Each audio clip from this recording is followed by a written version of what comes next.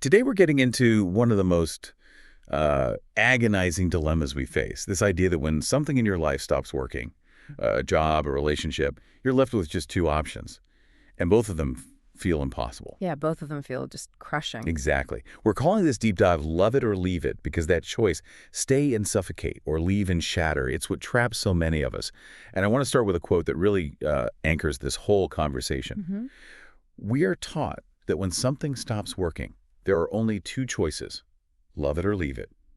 But most of our suffering happens in the space between these two, the place where we feel responsible for what we cannot control. It captures it perfectly, doesn't it? That phrase is from the source material for today, a really powerful piece from Helen Mudeba, and it pinpoints that feeling of being stuck. That the binary choice isn't just hard, it's paralyzing, because we internalize it.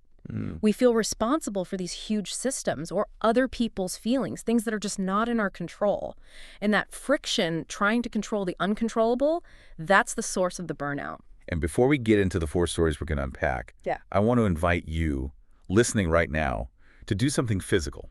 Because this whole thing is about the body. It really is. Just notice your body right now. Not your thoughts about your body, but the actual sensations. Is there, tightness in your jaw? Or your shoulders kind of braced up by your ears? Are you holding your breath? So many of us do that without even realizing. Exactly. Or is there maybe a softening somewhere? This little check-in is so important because, as we're about to see, that trapped feeling is often a nervous system state. It creates literal tunnel vision. It's not always objective reality. That is the key. The suffering is amplified by this contracted body state that literally collapses all the other possibilities. You just can't see them. And to get past that, you need a map. And we have two incredible maps for this journey today. They work together so well to clarify how we can find our way out. The first one is called the Pathway to Sovereignty, or PTS. It's basically a 6-level map of our inner territory. It shows how we evolve when life, forces us to deal with our old ways of coping. And it's not linear, right? It's important to remember that. We kind of spiral through them.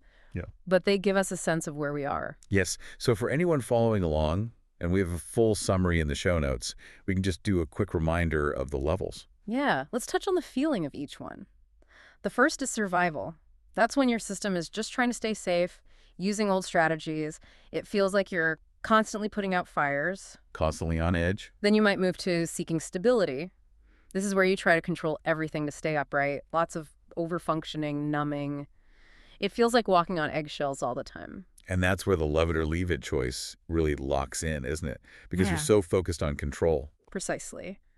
After that, if you realize the control isn't working, you can shift into self-awareness. That's the aha moment. You see the patterns. It's often painful, but it's also liberating. Then comes integrity. That's aligning your actions with your truth, doing what you know is right, even when it's really uncomfortable. That feels like solid ground under your feet. Okay. From there, wholeness. This is the big one. It's being able to hold complexity. Yeah. To say, I love this job and it's harming me. Both can be true. It feels really expansive. I see. And finally, freedom, which is just operating from conscious choice, not old fears. It feels like you can finally breathe. So today, we're really focusing on how our perception literally narrows when we're stuck down on those first two levels, survival and seeking stability. Because from down there, the world really does look like just two bad options. Yeah. And the second map is the one that tells us where our power actually is, the circles of influence. This one is so simple, but it's profound. It's everything. Because it defines the boundaries of our suffering. We spend like 90% of our energy on things we have maybe 10% of control over. So let's break them down. Okay, so the biggest outermost circle is the circle of no influence. This is what happens to us. Things we just cannot control. Market forces, budget cuts, an illness. You can't change it, period. Right. Then there's the circle of limited influence. This is what we can partially shape. Team culture at work, maybe our neighborhood. Our effort matters here, but we don't control the final result. And then the last one, the most important one. The circle of full influence. This is our true power. Our responses, our boundaries, the meaning we make from events, the state we choose to be in, this is where we are 100% sovereign. And this is the connection point for everything we're talking about today. Yeah. The love it or leave it crisis always starts with something in that outer circle, the circle of no influence. Always. But the suffering gets so much worse because we abandon our own circle, our full influence, and we start trying to fight the unmanageable. Yes. The four people we're about to meet were exhausted because they were fighting in the wrong circle. So let's get into their stories. Let's start with Mireya. She was a secondary school teacher, and her identity was just completely wrapped up in this idea that love meant service, that it meant endurance. Her core belief was, staying proves I care. It's so common for anyone in a helping profession. The idea that personal sacrifice is how you show you're devoted. It's a recipe for collapse, though, because you're fusing who you are with an action that's just unsustainable. For her, stopping wasn't just resting, it was failing. And her collapse wasn't personal, it was systemic. The district made huge budget cuts, her team was cut in half, and her workload doubled overnight. This was a classic circle of no influence event. She couldn't fix the budget. But her first instinct wasn't to see the systemic problem. It was to compensate for it with her own body, with her own time. She went straight into what the source material calls high-functioning survival mode. And we need to be clear about what that looks like. It's not panic, it's functional drowning. It looks like extreme competence. For Mireya, it was emails at midnight, grading papers at dawn, being perfect in the classroom, all on adrenaline. Right. Convinced that if she stopped, everything would just fall apart. And her shift to seeking stability was just as damaging. It was all numbing, all physical contraction. She started clenching her jaw all the time. Snapping at her partner, crying in her car before school. And drinking wine every night just to blur the edges. She was trying to force the stability that her life wouldn't allow, pouring all her energy into the circle of no influence, trying to make up for a lack of staff with her own willpower. And the system just takes it and asks for more. Exactly. It just reinforces that toxic belief that rest is weakness. So she's completely stuck. What was the catalyst? What broke the spell? Was it anything official, was it? No, it was a drawing from her 7-year-old nephew. It was this deeply somatic, undeniable image. What did he draw? He drew her as a woman bent completely in half under a giant mountain of books. Her shoulders were rounded, her face was sad, and seeing it, it was like a mirror.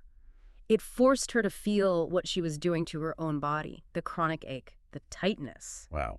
It bypassed all her rationalizations. Completely. And that pushed her into self-awareness. She realized this endurance wasn't love, it was an inherited survival strategy, something the women in her family had to do because they didn't have choices. But she did. She just couldn't see them. She couldn't. She was too depleted. She realized, I'm choosing to carry this mountain. So how did she actually start to change, to move toward integrity? What were the tools she used to get back into her circle of full influence?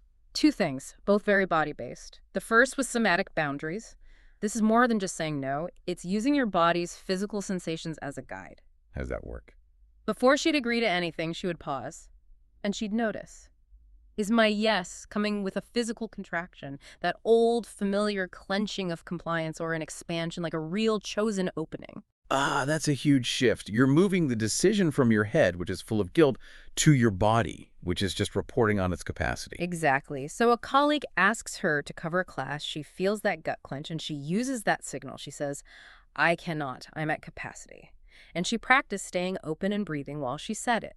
No apologizing. What was the second tool? Capacity mapping and influence journaling.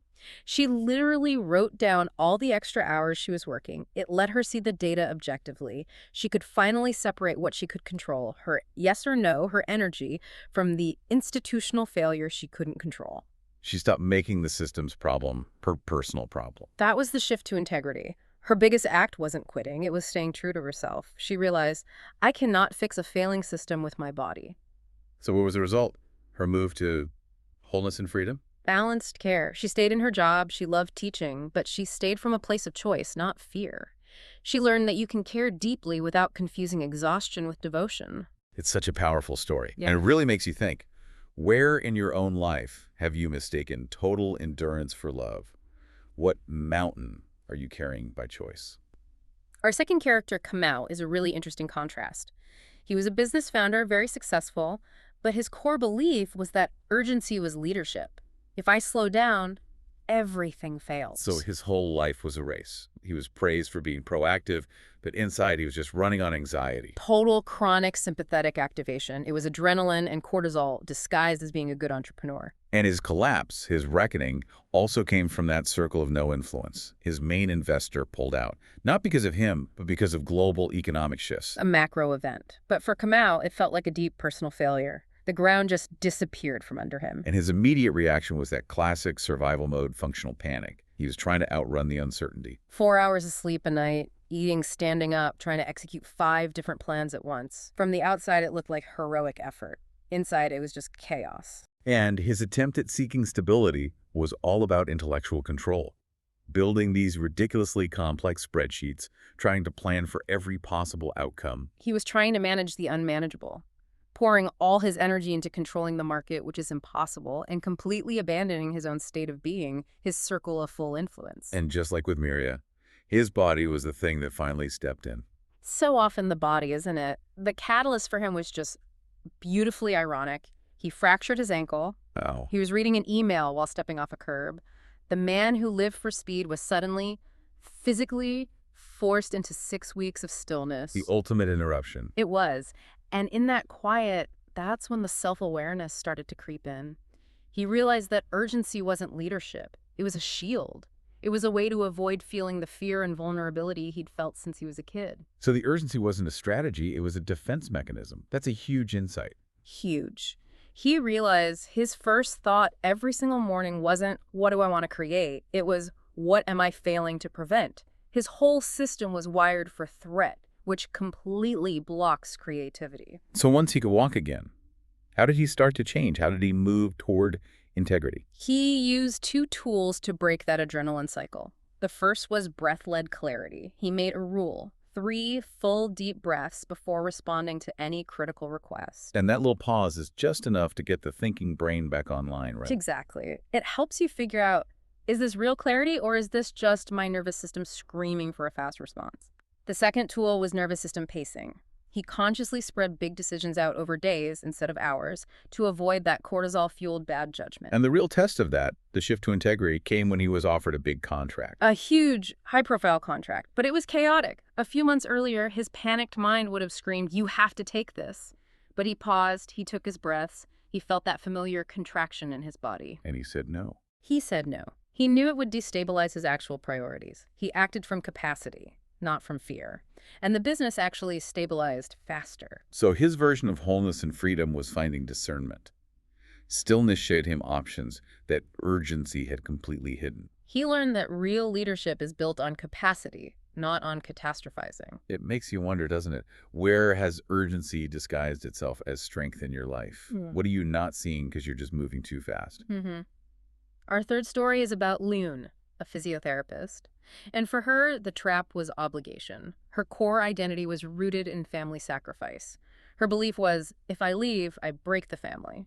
A story so many people can relate to, especially from certain cultural backgrounds, where every success feels like a debt you have to keep repaying. And her collapse was triggered when her father's business hit trouble, another circle of no influence event. And the family's expectations of her, both financial and emotional, just skyrocketed. So she went straight into a survival mode driven by guilt, which is so physical, isn't it? That low-grade tension. Totally. She was sending money she couldn't afford, absorbing all her parents' anxiety, thinking if she didn't, she'd be betraying them. And her way of seeking stability was through overwork and what the piece calls emotional fusion, just structuring her whole life around being available for them. The guilt was so strong, she couldn't even fantasize about setting a boundary. She was trying to control their emotional state, their perception of her, a battle she could never win. And this manifested in a dream, right? Yes, a recurring dream. She was always standing in front of this beautiful, locked door. And she knew her true self, her freedom, was on the other side, but she just couldn't open it. The ultimate metaphor. So what was the moment of self-awareness for her? It was just a quiet moment of total exhaustion. She was on the phone with her mother, felt that familiar tightness in her chest, and it just clicked. The door wasn't locked by her family. It was locked from the inside. By her own belief system. By her belief that setting a boundary was the same as abandonment, that her selfhood would destroy them. She realized she had completely fused her identity with their needs. She wasn't helping them. She was their stability. That's a huge realization. Because when your identity is fused like that, a boundary feels like death. It feels like an existential threat. So her path to integrity had to be about decoupling her identity from her actions. And what were the tools for that? First was parts work and emotional literacy. Basically the practice of holding the paradox. Instead of trying to get rid of the guilt, she learned to name the full truth. I love my family and I feel consumed by them. both are true. That allows your nervous system to hold complexity instead of collapsing into that binary of guilt or rage. Exactly. And the second tool was micro-boundaries. She started really small. I can't visit this weekend. I need rest. The discomfort was intense. Her mother's silence felt like a weapon. So how does she not just immediately backtrack and fix it? She learned to just stay with the discomfort, to regulate her own nervous system, her circle of full influence, instead of trying to control her mother's reaction, her circle of no influence. A shift to integrity came with her first really big no. She declined to organize a big family gathering, which was always her job. She realized she was only doing it to control their perception of her, to prove she was still loyal.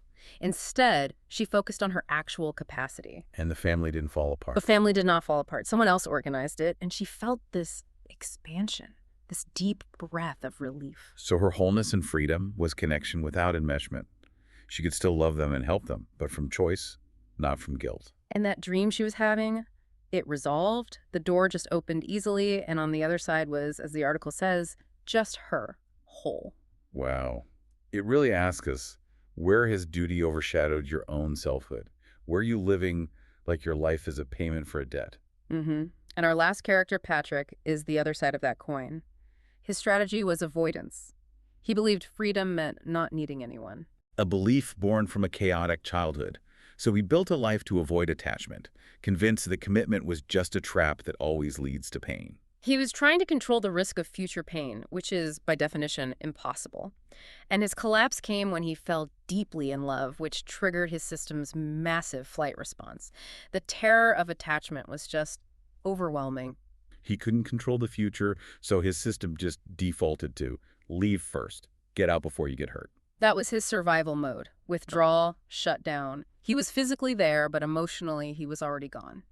Present but unreachable, as the piece puts it. And his attempt at seeking stability was actively designing escape routes, always looking for signs that she would hurt him so he could leave first. The catalyst that broke this cycle for him was so profound, it happened at a funeral. For a friend who lived that same kind of unattached nomadic life Patrick thought he wanted. Exactly. And at the service, he heard someone say this devastating summary of that life.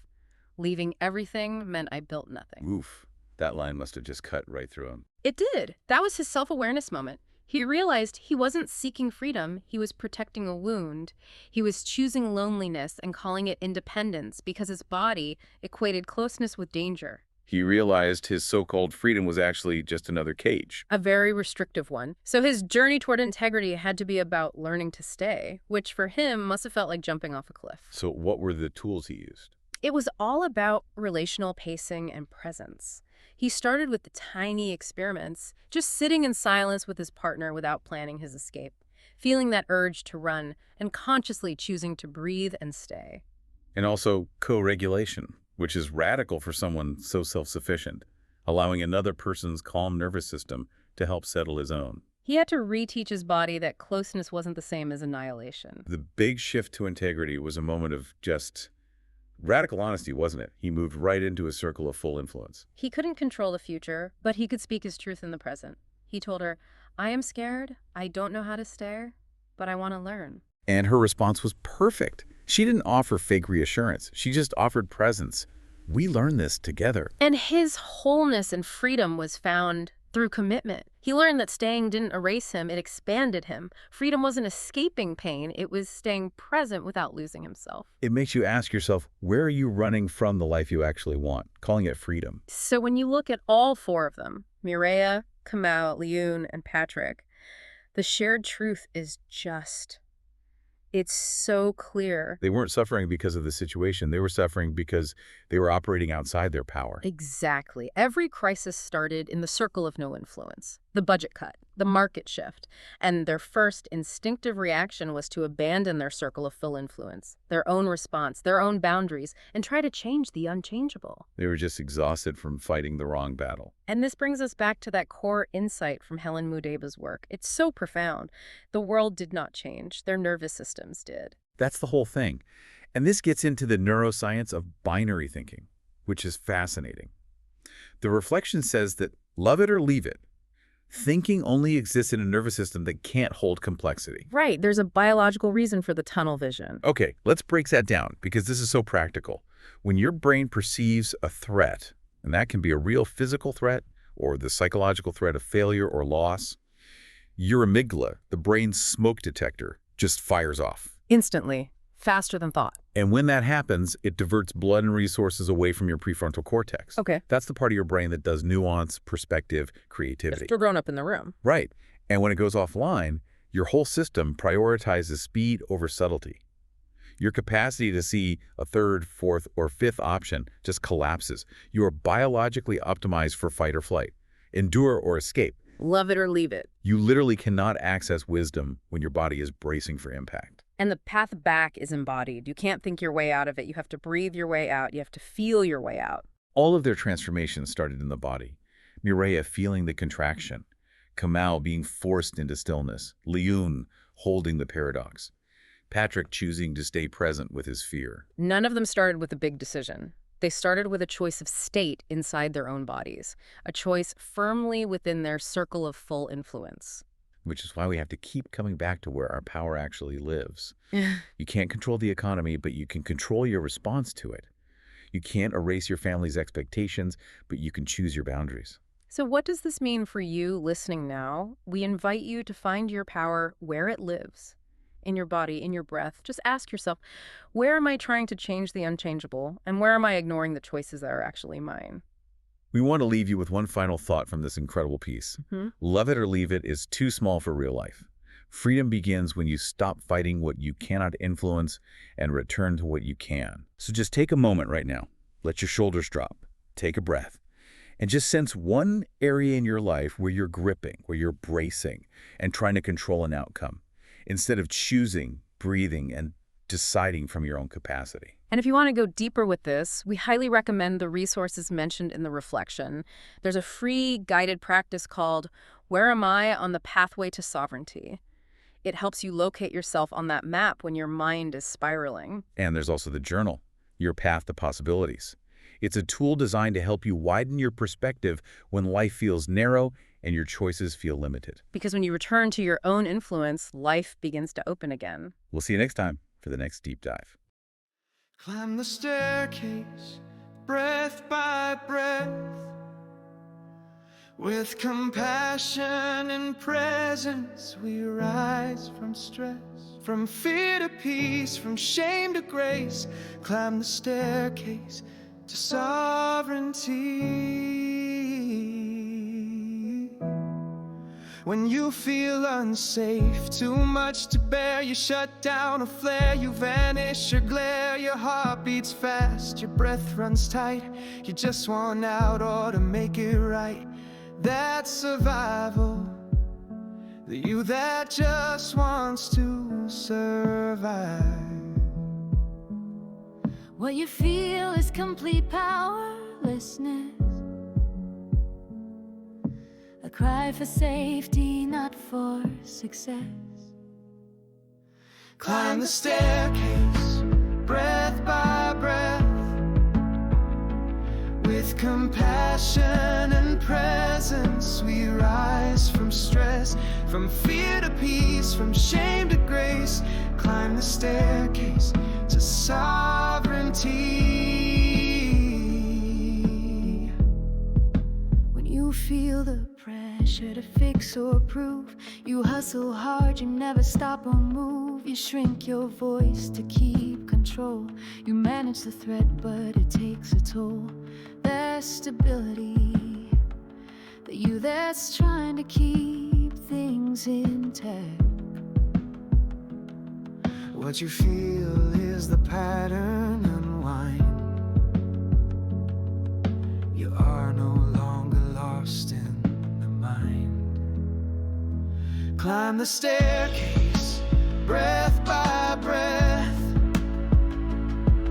Let presence be your steady lift. From fear to peace, from shame to grace. Climb the staircase to sovereignty. When you feel the courage to live what's true, to honor your values and what you do, you choose your voice without defense, even if the world stays tense. That's integrity, the you that remembers what you stand for. What you feel